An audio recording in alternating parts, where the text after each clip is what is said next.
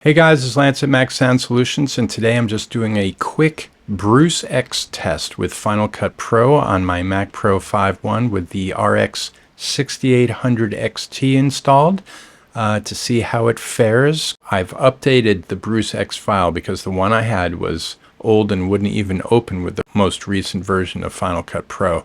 So I've updated the test. I'm going to leave the link to the test in the description so you can run the test yourself and post your results here if you feel like it. It'd be interesting to see how other GPUs perform with different Macs. Maybe a Mac Studio, it'd be nice to see what they can do, or the new MacBook Pros against my 12-year-old machine and the RX6800XT installed. So let's get to the test. Okay, so go up to the preferences and make sure you have background render turned off so it's not checked, and you can see my RX6800XT is the GPU being used. And we're just going to export this at 4444XQ Pro Res. Upper left hand side you're going to see the spinning ball when I hit save. I got a counter there. And on the right, you can see me looking at iStat and the processors being used, and the GPU memory is really maxing out. It's totally using all the memory in the GPU, which is 16 gigs. Now we're going to do it again in H.264. So the first test, it did it in 10 seconds. That's really quick. Okay, so here we go again. This time I'm calling it H.264. And we're exporting it. Now this is compressing the video more, so it's going to take longer, but not much. And as you can see again, it's maxing out that VRAM and using the GPU processor like 15%.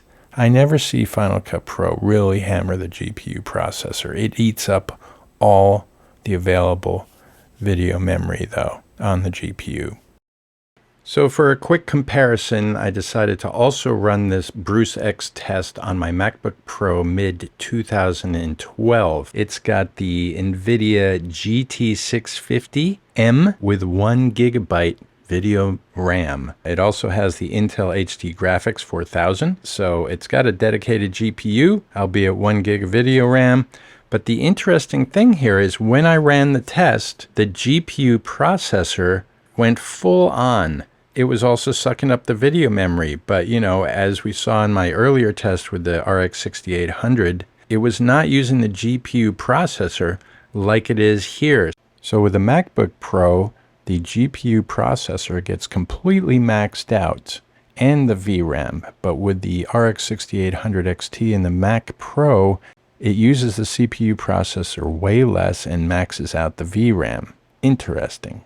And the MacBook Pro took 2 minutes and 45 seconds to export the BruceX test. I would love to see the iStat GPU usage on an M1 Mac Mini, because supposedly that only takes 15 seconds to render out the BruceX test. So it'd be interesting to see if the GPU is being fully utilized or if it's running at a much lower number like the RX6800XT. Is it possible Apple is limiting AMD's performance in Final Cut Pro to make their new M1 graphics and the M2 GPUs look better and more enticing? I would not put it past them. You know, there's no reason that when you export this test, which is totally GPU heavy, that it's not maximizing the usage of the graphics card. Instead, it's maximizing the VRAM.